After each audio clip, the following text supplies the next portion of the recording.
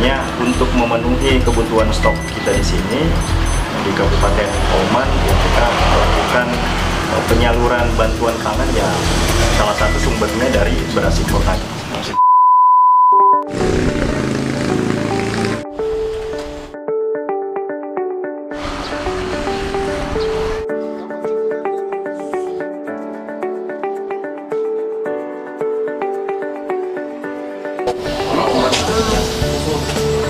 Kalau los Mbak, tadi yang pertama. Tapi kamu aku tapi tak fotokan bapak itu memang.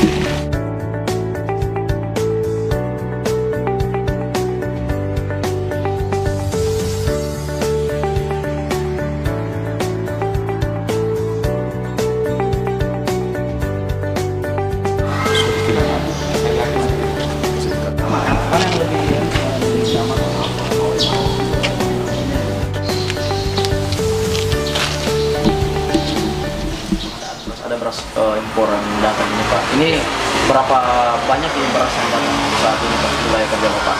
Jadi gini, sebenarnya kebijakan beras impor ini kita awali pembukanya dulu ya. Siap. Kebijakan beras impor ini kan kebijakan dari pemerintah kantor pusat. Pemerintah pusat, melalui kantor pusat memang kita diberikan amanah untuk melakukan importasi beras. Kalau kami di sini di kantor cabang Polman, ya, kalau kami di sini kantor cabang Polman, kebetulan kami mendapatkan memang amanah dari kantor pusat melalui kantor wilayah untuk menerima beras impor. Ya. Jadi bisa teman-teman lihat tadi beras impor yang kami terima ini sebenarnya untuk kepentingan penyaluran bantuan pangan dan stabilisasi pasokan dan harga pangan yang ada di Kabupaten Polman, Majene dan Mamasa seperti itu. Kalau untuk kebutuhannya sendiri, kami di sini dapat sementara kami menerima untuk 3 kabupaten ini kurang lebih sekitar 1.500 ton. Nah ini untuk kebutuhan penyaluran bantuan pangan sampai dengan akhir tahun 2023. Jadi untuk kasarannya kurang lebih sekitar 800 sampai 900 ton di gudang Campurjo, 250-300 ton di gudang Rangas di Majene, dan sekitar 250 sampai 300 ton di gudang Polman yang ada di oleh Wali Kota. Bapak sampai ada beras impor ini memang pangan yang ada kita di wilayah kita ini tidak mencukupi ya untuk memenuhi kebutuhan pangan di Desember ini Pak?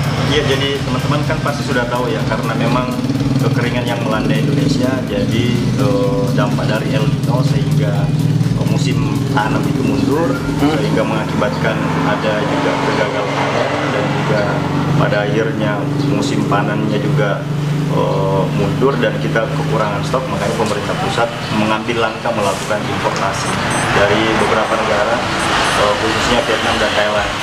Makanya untuk memenuhi kebutuhan stok kita di sini di Kabupaten Polman, ya kita melakukan penyaluran bantuan pangan, ya salah satu sumbernya dari beras impor tadi.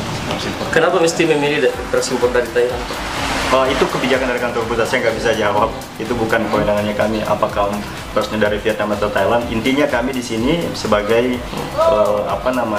sebagai bagian dari kebijakan pemerintah yang memang kami ditugaskan untuk menerima berasnya, bukan kami yang melakukan pengadaan pembeliannya. Oh, jenis beras sendiri Pak? Apa namanya? Jenis beras. Jenis berasnya premium 5%.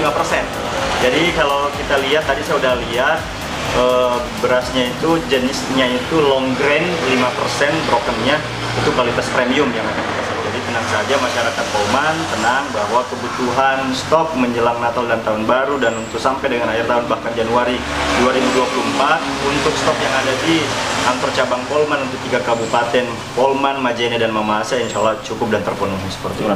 Ya. Kalau keunggulan beras Thailand itu seperti apa Pak? Kalau sebenarnya hampir sama ya, tidak ada yang terlalu perlu dirisaukan karena juga ini berasnya juga kami sendiri sudah pernah uji tanah, ya sama-sama pulennya, sama-sama bersihnya. Ya sebenarnya lebih enak sih kalau lauknya lauk yang enak, ya berasnya juga jadinya enak kan, tergantung lauk. Kalau penyalurannya sendiri Pak, berapa tahap ini? Apakah ini?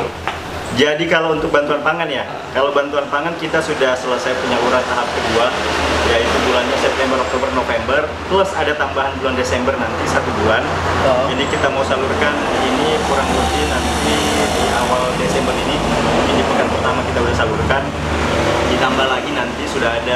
perintah dari Bappenas kita akan menyalurkan bantuan pangan untuk periode mungkin kita sebutnya tahap 1 di bulan Januari 2024. Jadi Januari, Februari, Maret 3 bulan.